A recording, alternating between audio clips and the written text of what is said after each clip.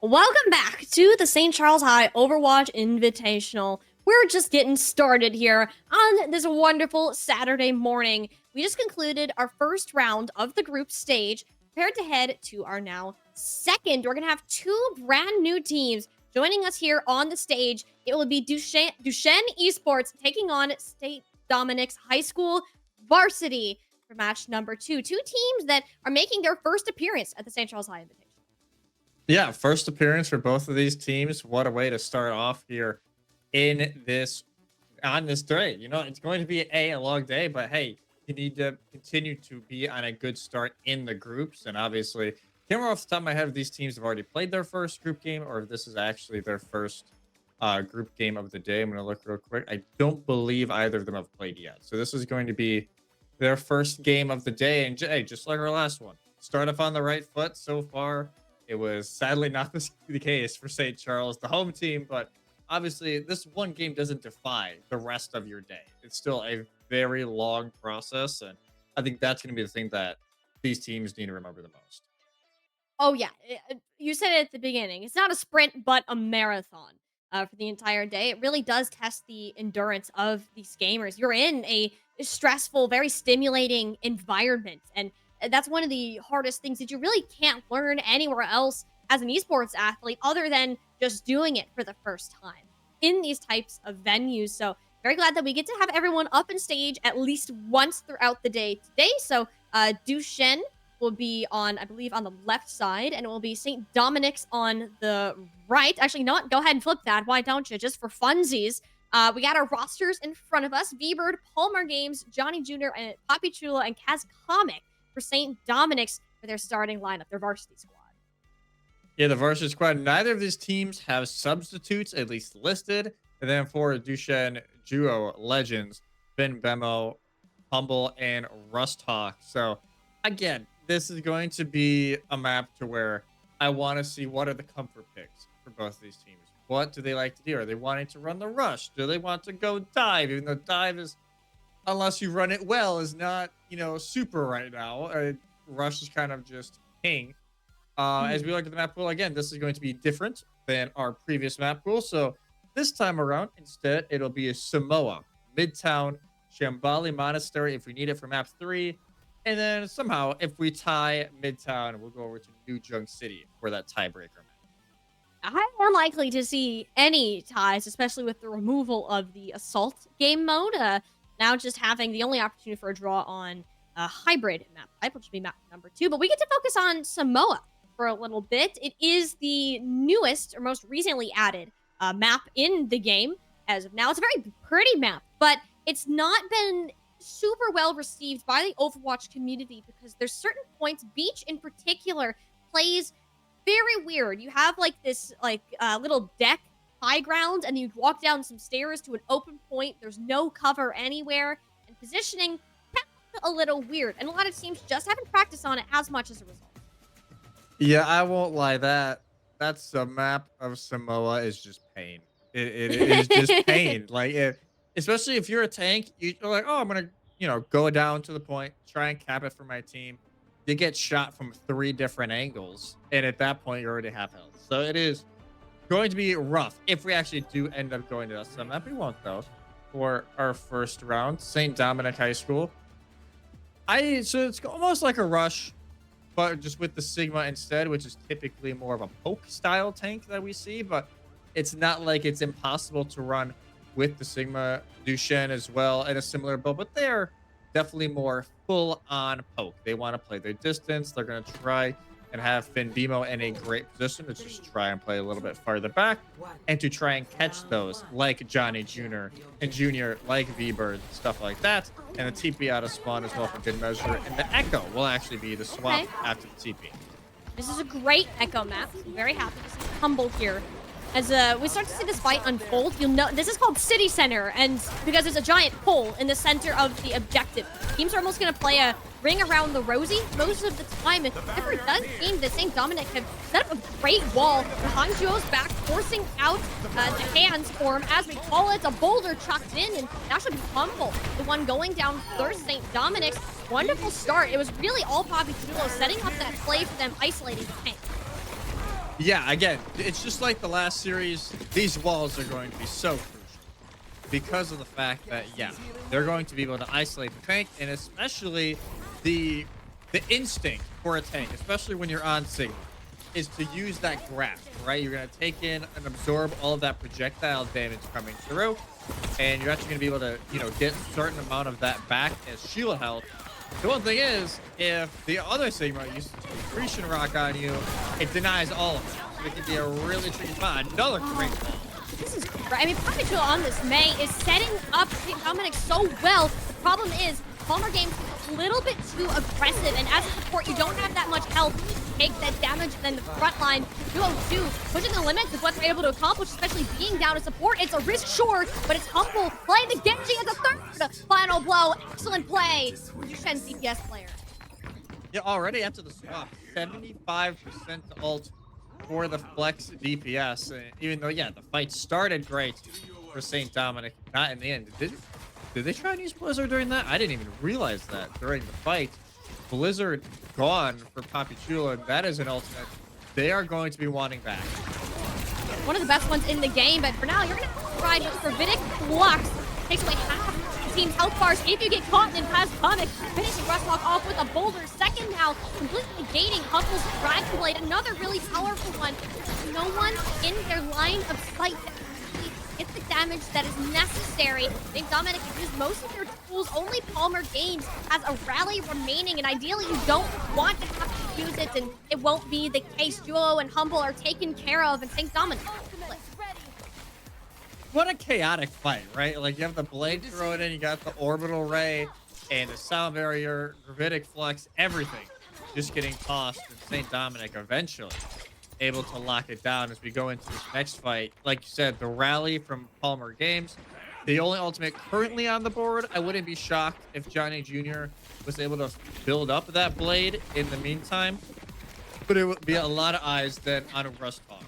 Their rally. Can they stun Johnny Jr. during the blade to allow their team to at least get in a better spot? And as well, Benvimo, they have the Deadeye.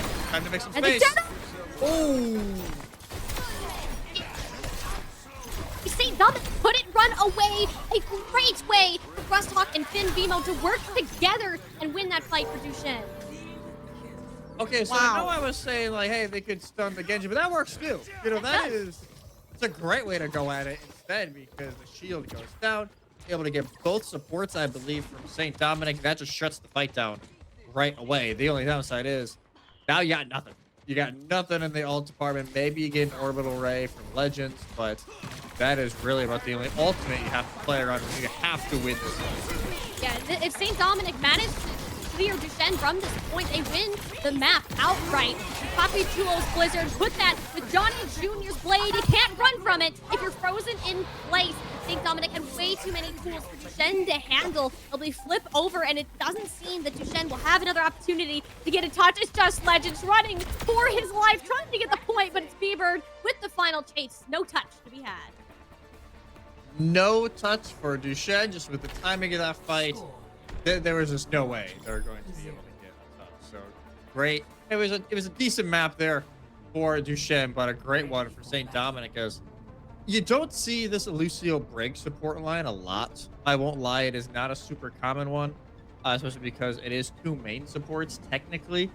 But the fact that it can work, right? You're going to be using Weber to speed your team around, take advantage of those walls from your May, try and get Johnny Jr. in a great spot. But also the fact that, yeah, you have a little bit of defense, right? If you have their Genji pushing in, or if the current lineup for Duchesne stays the same, you have a Venture that you're going to have to start worrying about. That is something that you need to keep in the back of your head. And the Sim will actually be stuck here, not just for the teleport this time. Ooh, I like this angle from Duchesne. Think Dominic, their whole composition, they don't have a ton of healing. They've been winning because they go so fast and they just don't take damage because they find elimination quickly. At the end of the day, it'll be Duchesne who is more sustained. They can take these longer fights, and that's going to be great. Having Finn Bimo, well, no longer having Finn Bimo, bit off a bit more than they could chew. Bounce Johnny Jr. in the back, but ideally, you just want to play this slow and take your time. Unfortunately, just not the case. It's just Johnny Jr. finding elimination after elimination.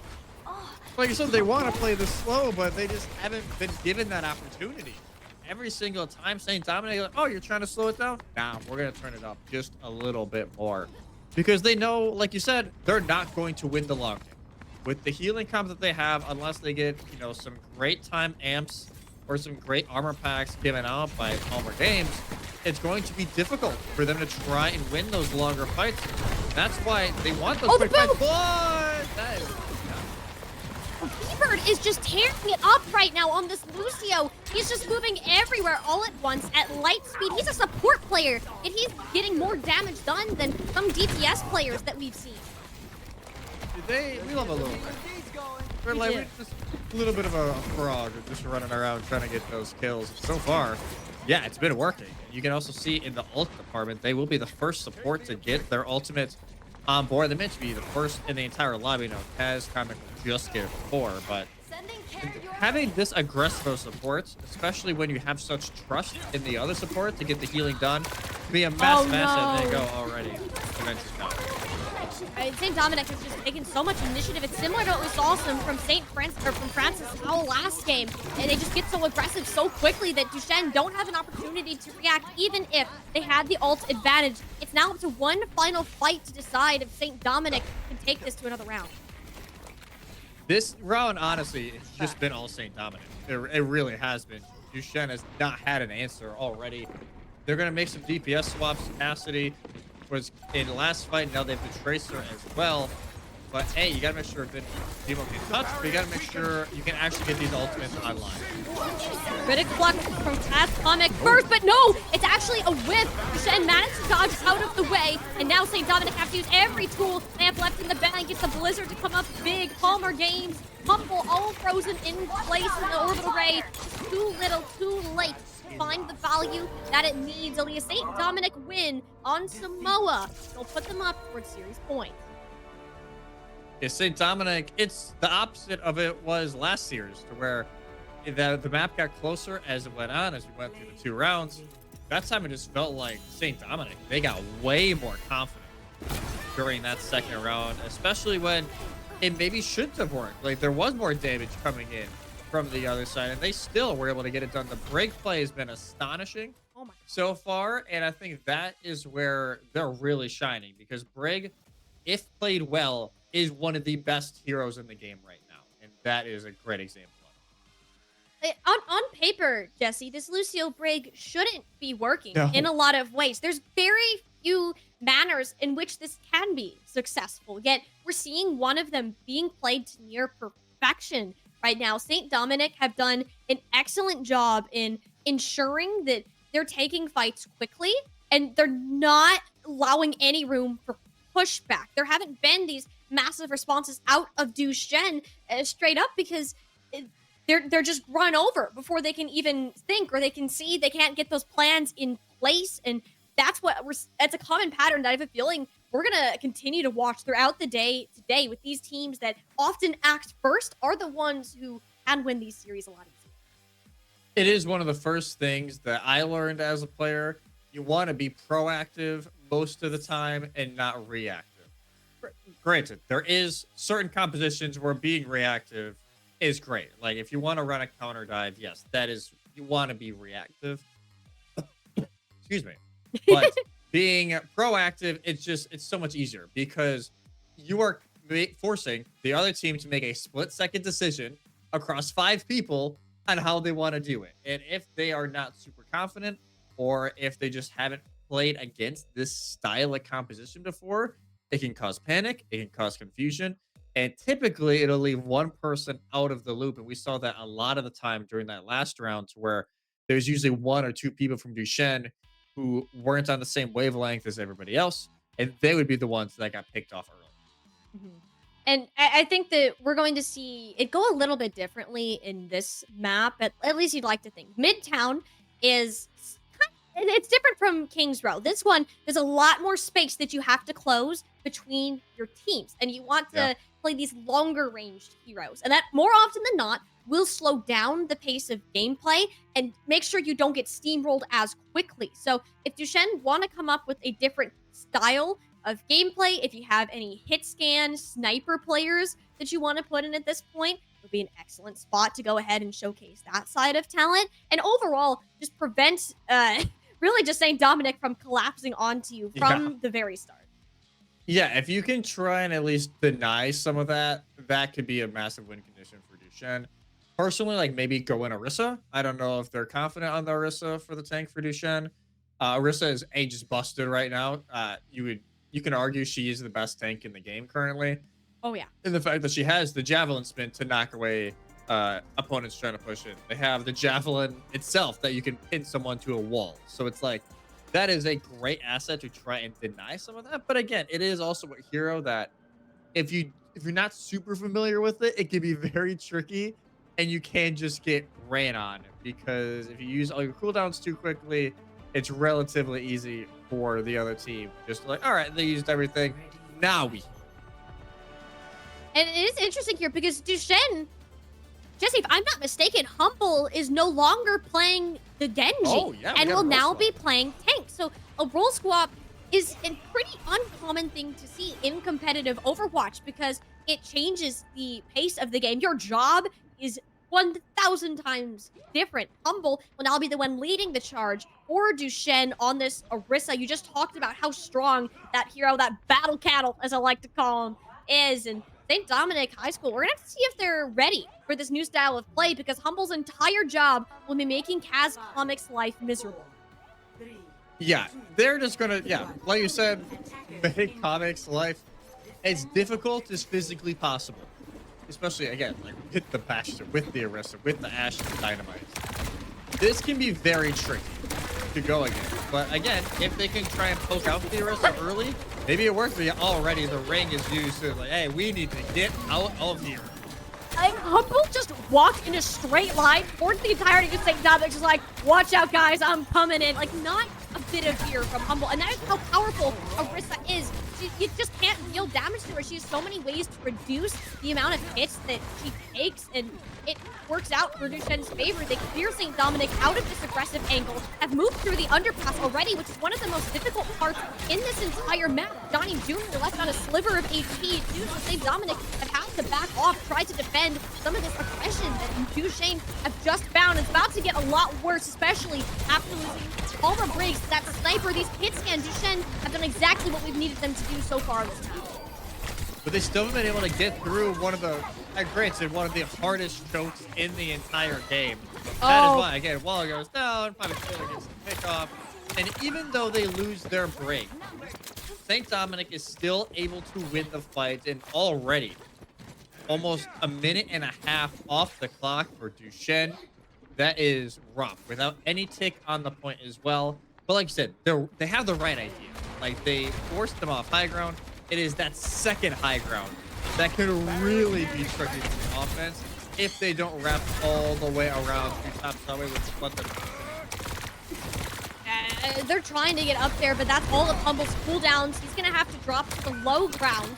Duchesne, they don't get much out of the positioning, but Poppy Chul is down, and Poppy Chul single-handedly has been the biggest threat to Duchesne thus far. Now no longer having to worry about that. Great opportunity to move over towards the objective. Rabbinic Flux and Orbital Ray from B-Bird. St. Dominic using a ton of these ultimates they built up, and you'll see how threatening this damage boost is. Each team is lacking the support right now, and it's Humble full health and ready to throw some hands on this point, chunking everybody low with both Duo and Emo. Finish them all off.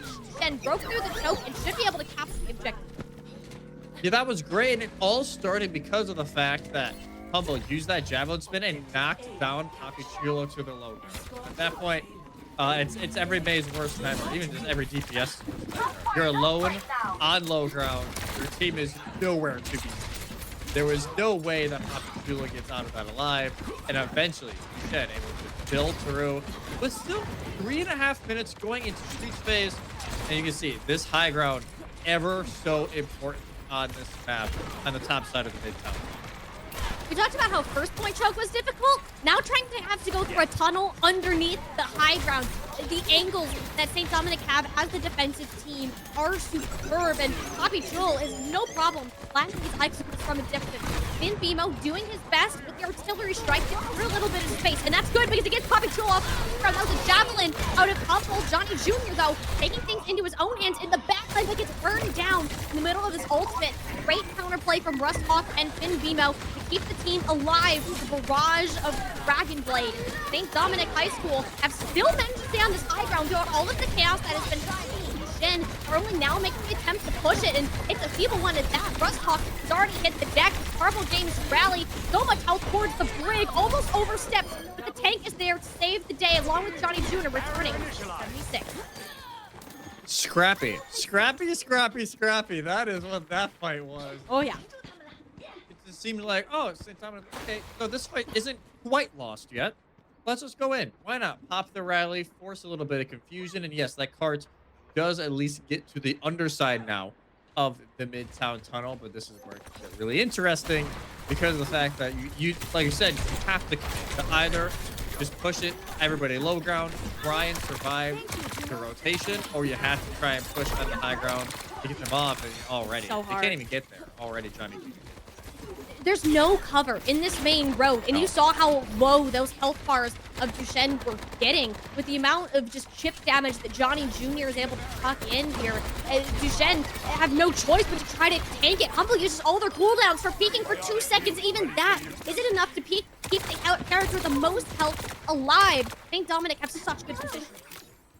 This is the god spot of this map, right? Like we know in some games there's, you know, god spots all over the place. This is arguably one of the best positions to be in the entire game, because unless you have a very quick rotation, you need to be like, hey, 3, 2, 1, we're popping ring, we're going high ground, and you just kind of have to pray. Kind of what they're doing right now. Pop ring, they're actually going to go under, but already. But it's only catches Humble, and Humble is not going to get frozen anytime soon. Poppy Chulo, though, not in great position. Finn Bamo somehow made it into the back line. He doesn't have any support to assist. The drop down from St. Dominic, they didn't have to use any of their cooldowns to get there, and were automatically at an advantage in taking that fight. So Duchesne only get a couple more meters off of that push, and will only have one more shot. They get one more chance at this. Already 3 minutes have been off the clock, and that card just continues to regress. Now that is, you know, another lost fight for Duchesne. They're going to make some swaps. It'll be now the double hit scan luck with the Cassidy and the Ash. Okay. But again, it's hard because, yeah, Humble just gets melted. Just get fried, and there's way too much damage. And Humble, you don't have a shield to protect the rest of the team like Atomic does on the Sigma. So even the small compositional difference seems to be kind of hurting Shen on the attack. They swap to the Wrecking Ball, but Poppy Jewel pulls some form of gymnastics with their May Wall. Almost ended up getting Finn Bimo from that. At least the touch is guaranteed. Shen has to kill it on the move, but they don't have any ults. It's Johnny Jr. and Taz Cosmic. Rabbinic Flux combined with Soldier 76. It's way too much. Duchesne to have to overextend. You can see how difficult this map is to attack on, and Duchesne, all things considered, did pretty well. Yeah, all things considered, not bad. And especially how map 1 ended too. They ended map 1 on a pretty rough note, to the fact that they were able to come back in this map and looked relatively decent. Like going into first point, they're able to cap with a very nicely executed plan. It's just when they get into this part of the map, the Arista isn't as good because it doesn't have any shielding for the rest of your team. But it's also just the fact that that high ground is so oppressive to try and push into. It can be ridiculous. And this is not just a high school level issue. This is a collegiate issue. This is a pro level issue. It isn't something that teams across the board have been like, yo, this part of the map is hard. Like, it is not easy by any stretch of the imagination. So I could easily see a world that Duchesne still win this map, because let's say they lose at point A, but they hold that high ground well.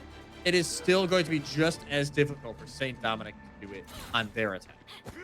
It was about 5 minutes of defense that St. Dominic had to hold there, and they did it without too much of a problem. The map architecture heavily favors the defensive positions, and Duchesne seemed to understand that. They're playing almost an identical composition to what we saw St. Dominic run on their own defense. Now, the only difference being Finn Bimo on the Reaper.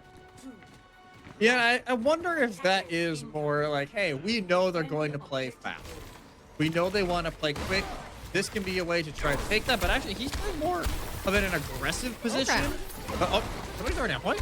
I mean, the Icebox already out. I believe it's Johnny Yeah, Jr. man, picks up the wow. Tracers on the point. They may get a tick for their troubles. Duchesne, St. Dominic completely disregarded the defense existing in the first place and walked right on forward towards the point. You get a tick, but unlikely grabs fight when Duchesne just drops down and got the vulnerable players in the supports first. There's not really much sustain left. That is the one risk sometimes in just pushing through that high ground defense is that, yeah, you could get a tick, but the positioning is just rough from that point on. The defense able to solidify, and I think that was the real first fight that St. Dominic have outright lost in a while, considering how a lot of second phase went for Duchesne. So that could be a nice little, hey, we're still in this. That has to be the message right now for Duchesne. We are still in this map. Let's finish it. You're gonna have to fight in the subway car. This is like the rule number one of Midtown is don't fight Don't in play the that. subway car. You can't. It's so hard to cross. Somehow St. Dominic managed to do that, and it's because Johnny Jr. keeps pressuring the point. The objective, while the eliminations are great, the point is what's more important at the end of the day, and Johnny Jr. is playing this so smart, even if he's not getting the eliminations. Duchesne have to back up. The problem is you don't have anybody left to cover for these types of flankers. St. Dominic have swapped to. Now we'll go ahead and be it. Yeah, and it'll be just a little bit more time than what Duchesne had going in. About a minute more here for St. Dominic to go roughly 81 meters to win this map, to win the series, and to start off groups on a high note. But yeah, that was great. And like you said, Johnny Jr. may not be getting as many elims as like, oh my god, they're doing insane.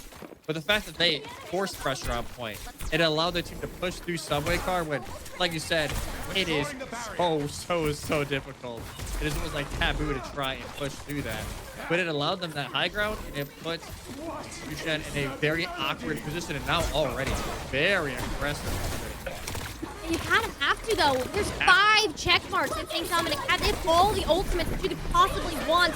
The first one will be V-Bird's Orbital Ray. Johnny Jr. stick a pulse bomb to a hot ball, and it's all blue in the kill feed. St. Dominic looking to end the series right here and right now. One more final blow should go ahead and do it. The team kill bell ringing true. There'll be a St. Dominic round 2 win. That'll be the round, and that will be the series here for St. Dominic. Great way to start off the groups. And hey, maybe a challenger here I'm liking it. for the top. I'm liking this comp so far. I won't lie. I will say for Duchesne, Humble seemed maybe a little more confident on the tank than they did on DPS. It may just be a map type thing. There are teams out there, at different levels of play that will run different rosters just due to the map type, right? So I think maybe that is the angle Duchesne are running. If that is, hey, that is still, a completely fair reasoning to have Humble go to the tank on map 2, have them be on Flex DPS on map 1. Just this time around didn't quite work in St. Dominic.